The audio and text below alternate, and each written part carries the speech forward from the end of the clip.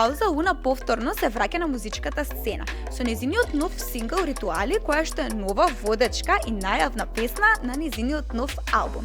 Денеска со нас е Луна и ќе разговараме на многу интересни песни, како креирањето на музика зад сцената, исто така креирањето на музика за други артисти и како она денеска гледа на креирање и создавање на музика.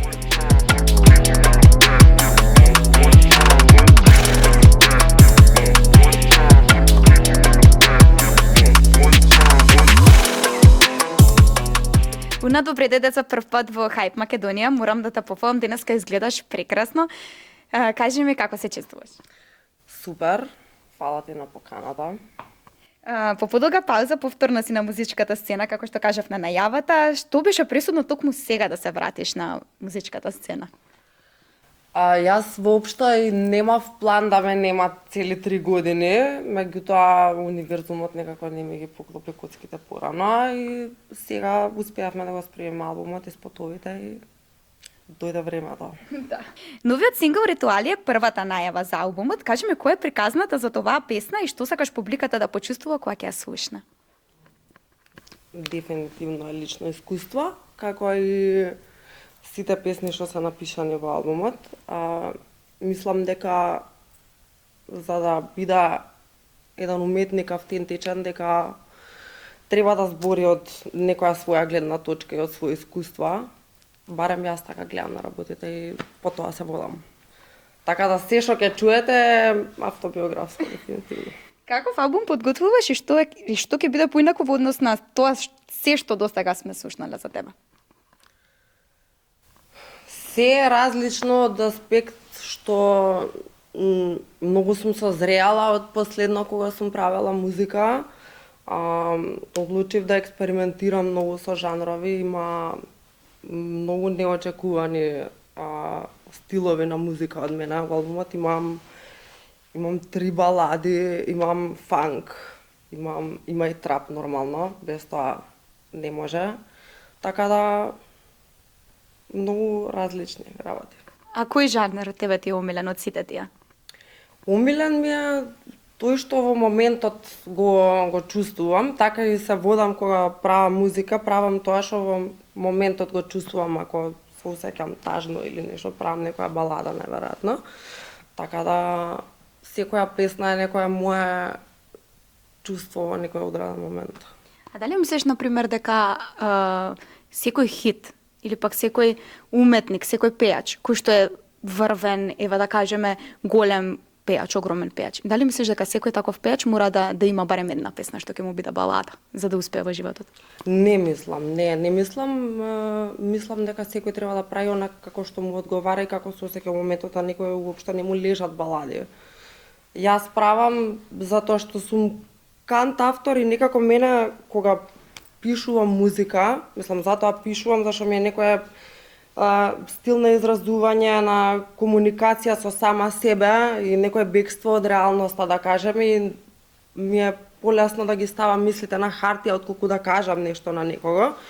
И така доаѓам до балади, и брзи песни, зависи како се чувствувам моментот и што на кого му лежи.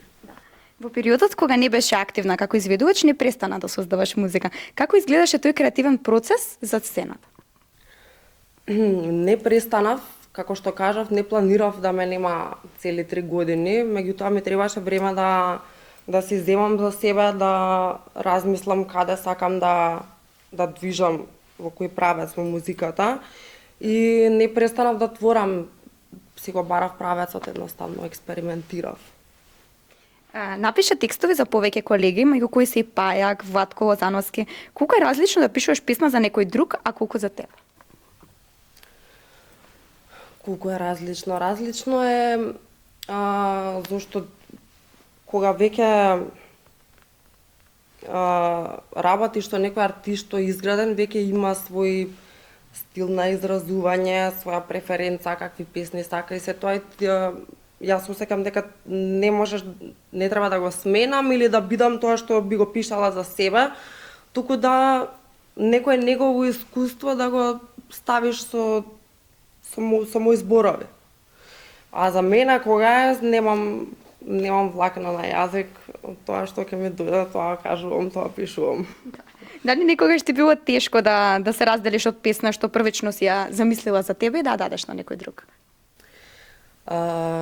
Не, зашто генерално песните што ги пишувам за други, ги пишувам за други, исклучиво за други, не сум дала до сега моја песна, не викам дека тоа нема да се смени во иднина, ама до сега било така. Дали, например, постоело... Некако за себе кога пишувам е конкретно за мене, не мислам дека некој друг би го пеел тоа што ја би го пеела. Не знам, може и грешам, ама. Дали може би постоело време вака да слушна некој друг твоја песна и да му се засвиѓа премногу и да сака да ти ја земе, а ти да се мислиш дали да ја дадеш на некој друг или пак да ја задржиш за себе? Не ми се случило затоа што немам навика да пуштам песни. Поготово на колеги, мислам не ни пуштам ни на другарки, на никој. Снимам и си го чувам у филка додека не излеза. Да, буквално ќе снимам спот и ќе покажам на дома, на неколку другарки и тоа. Како избираш за кој изведувач ќе напишеш песна и дали се најважни емоцијата, гласот или пак карактерот на еден артист? Можам да пишувам за некој кој што сака да соработува и со кој што имам хемија во студио. Мислам дека тоа е пресудно. Така било до сега. Што научи? Со кој што сум соработувала, сум имала преубаво искуство и би соработувала пак. Што научи за себе во периодот кога беше далеко од јавност? Што научив за себе? Се пронајдов себе си дефинитивно и мислам дека тоа ќе се слушна во Атлас. Колку денешната Луна се разликува од онаа што публиката ја запозна пред неколку години? Сум созреала дефинитивно, меѓутоа не мислам дека е различна, мислам дека само сум одлучила да покажам некои мои нови страни. Во време кога песните брзо стануваат хит, но уште побрзо се забораваат, што мислиш дека е клучот на една песна за долго да трае? Мислам дека нема, не знам што е пресудно и мислам дека никој не ни знае да има чиста емоција и да допре до публиката, да може некој да се поистовети со песната. Кои музички влијанија најмногу се чувствуваат на новиот твој албум? Музички влијанија. Јас генерално сум растана на рап, на поп музика. Сакам добар поп, сакам комерцијално, сакам се што е добро, што е квалитетно и од било кој жанр. Така да, валјда фузија од се што имам слушано од до сега, па уште од детство, од 2000-тите. Кажи ми сега, да те прашам едно многу интересно прашање, дали Луна е заљубена и дали љубовта игра улога во создавањето на твоите нови песни? Луна е заљубена, да. Игра улога. Нормално, мислам дека претежно за љубов пишувам. Значи ти дава инспирација љубовта? Да, како не, најмногу. Дали имаш соработка на албумот што ќе ја изненади публиката од која ќе излезе целиот албум? Па имам, да, и песната со Јуцифер и со Дом Плеја, Шот по шот и Бандит. Не знам колку ќе изненади, зашто можам да кажам дека е поише од старата Луна стил, али верувам дека ќе ми се допаѓа. Што ти е поважно денес, бројките и прегледите или песните што остануваат со години? Песните што остануваат со години, дефинитивно. А дали мислиш дека некој во Македонија, мислам, не само во Македонија, туку и во Балканот, се купуваат прегледи на YouTube? Се купуваат, како не. Да. Се не знам кого, не алудирам на ништо, ама се купуваат, да. Можеш да си купиш ако сакаш. Да. Имаш ли песна што си ја напишала за друг изведувач и денеска велиш оваа можеш да биде моја станала хит? И си дала? Да ми е криво, например, дека сум ја напишала за друг, не, али дека се поистоветувам со сите песни што сум ги напишала, да. И многу ми се допаѓаат и ги слушам редовно. Дали со новиот албум сакаш да испратиш и одредена порака, освен музичката приказна?